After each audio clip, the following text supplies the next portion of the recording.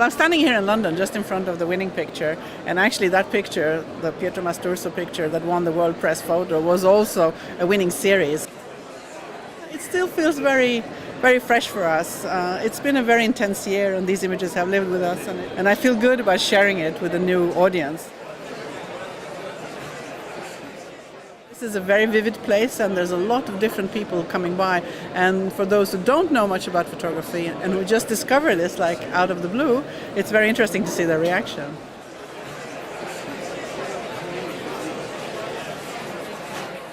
These were pictures that were taken, which I can't believe, 2 years ago now, obviously on Barack Obama's inauguration. It's very hard to get pictures of politicians into the world press. So when I got told that these pictures had been given this prize, I was very, very excited. Looking at them now, it seems like another life, and it's quite a funny feeling. I'm working more in Europe. I'm much freer now from the confines of working in controlled atmospheres like the White House is. Even if it's a cold and miserable, wet night in England, it feels great to be here, and I love the work that the World Press has got on show here. These people are insanely talented. My name is David Chancellor, and the work I have here is called Elephant Story. And it was shot in Zimbabwe, and it is basically part of a long-term project documenting the game hunting industry as a whole in sub-Saharan Africa. I had always associated World Press Photo with press images, with news images, and I don't really consider the type of work I do news. So to get a story that is sourced and then wins an accolade for me is extremely important. The photograph's taken in Greenland, far north of Greenland, and it's an aerial photograph of the surface of a glacier with a meltwater ravine running through the middle. The World Press is part of photojournalism culture. It's a very old award, and it's a truly global award, and it attracts a huge amount of entries. And probably it's an award that I've personally entered diligently every year for 10 or 15 years now. So to finally win it is it's a great feeling. Yeah.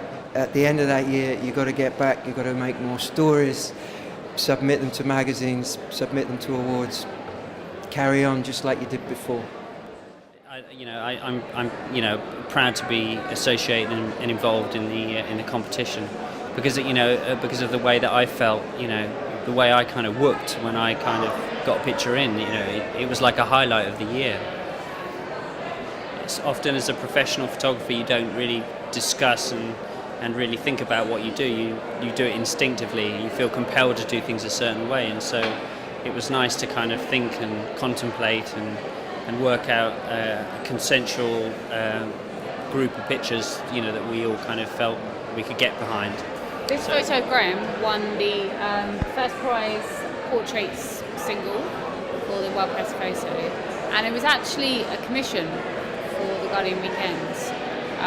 So I was commissioned to take a portrait of somebody who had a certain experience, and Graham had an experience, and I had to convey that through one single image. I think there needs to be a collaboration between your subject and your photographer, and if you see an essence of both within the image, then I think it's quite successful. I'm really appreciative that World Press exists because it's here to kind of show the public photography, show the public what the world has been, what's been happening around the world, what photography has been kind of the way in which it's been developing, what has come out of photography in 2010.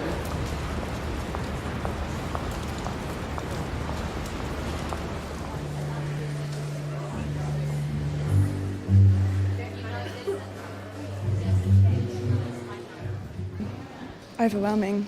Some of it is just so hard to take in. The poverty, the photos of people living without much, like on the outskirts of Rome, but that was quite hard to see as well.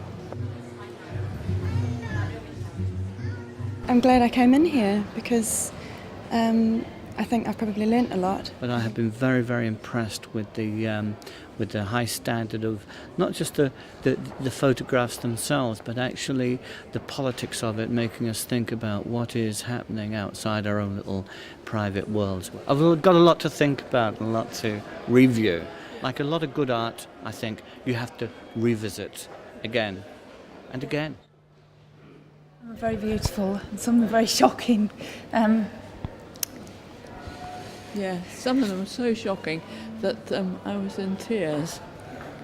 And I think everybody should see it, very definitely, because it's true. One that really caught my attention is the one where is the soldier and he's had 40% of his brain is left, I think. And then the beauty of the Antarctic pictures, and I mean it's just wonderful because it's so Contrast. varied. Yeah. Contrast, yeah.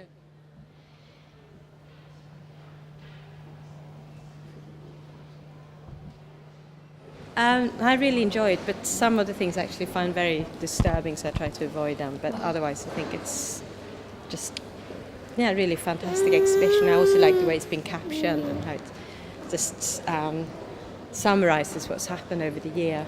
I was here to meet someone for coffee and found these fantastic photos in the lobby. It's quite a shocking mixture of different things. One was the set of photos of Gaza. And just how there's just nothing standing. I mean, it reminds me of some of the photos I've seen from the bombings of Dresden and things in the Second World War and Coventry. I always find it really interesting, although it's painful and very emotional. I think it's important that we know. So I come, and although I'm walking around wiping my eyes, I'm glad I've come and I will continue to come because I think we should be aware